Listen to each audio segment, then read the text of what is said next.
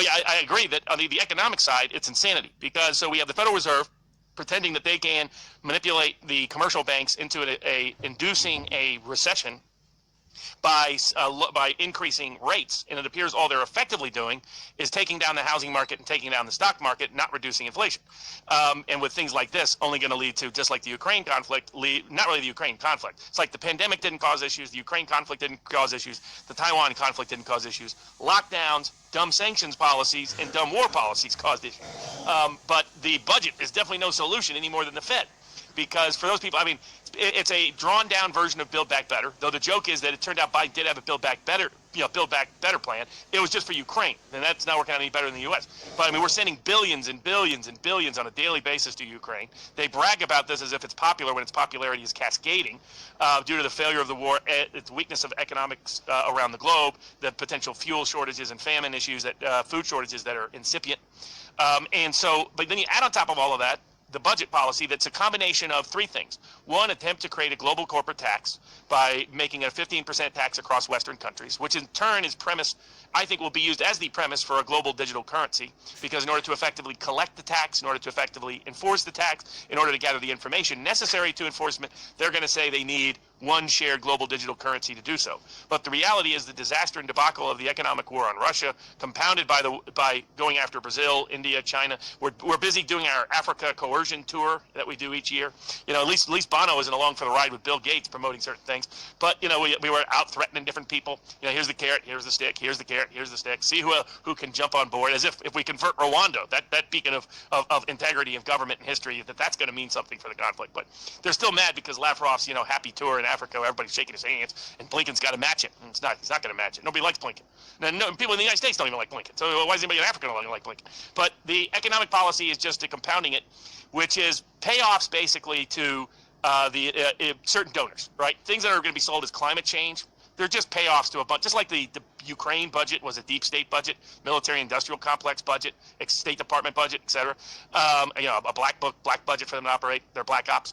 But the same thing here is that a lot of the money isn't going to impact climate change. Whatever you think about climate change, for the folks out there, it goes back. You can watch Michael Moore's movie Planet of the Humans. I don't agree with aspects of its premise, but he does do a good job of exposing how much scam and grift there is in that entire environmental and clean energy industry.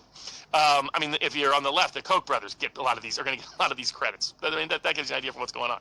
So and then on the tax side, you have the corporate tax trying to create a global digital currency, which isn't going to go anywhere ultimately anyway. It'll probably fall disproportionately on domestic manufacturers because they're trying to close certain tax loopholes that are actually critical and essential to domestic manufacturing in America, change accounting rules and other things that will make everything a mess. But there's a reason why we don't have a global standardized tax system. Different political interests, different economies, different nations' customs. There's no way to create this. It's just another disaster.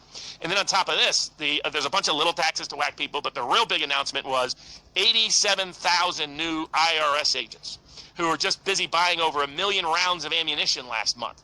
And, basically, while they're waging lawfare against Alex Jones, politicizing the criminal justice process against the former and future President of the United States, Donald Trump, they're going to unleash about 100,000 IRS agents on the rest of us.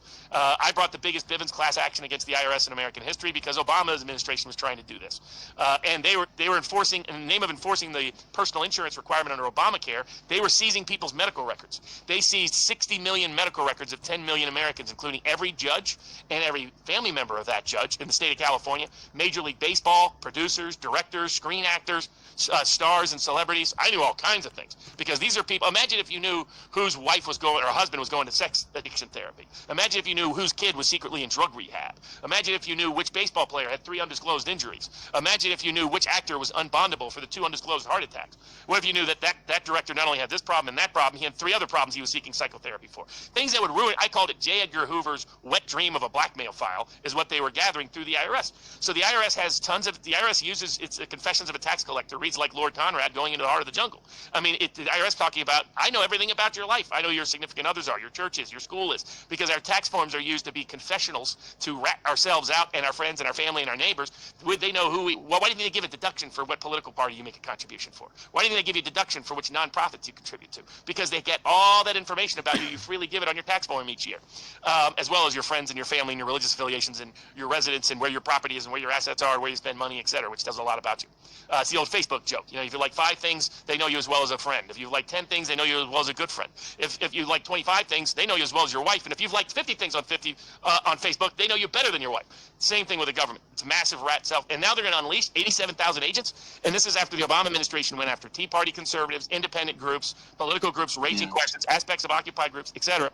They're going to weaponize this, and that's the most terrifying aspect of this budget, is they're about to unleash the tax man on ordinary Americans, and we can trust it to be as apolitical as the Alex Jones trial and the Donald Trump search warrant. Yeah, it is extremely, I mean, 87,000 new IRS people. I mean, I didn't know that, by the way, but I mean, that is absolutely horrifying. On the global tax.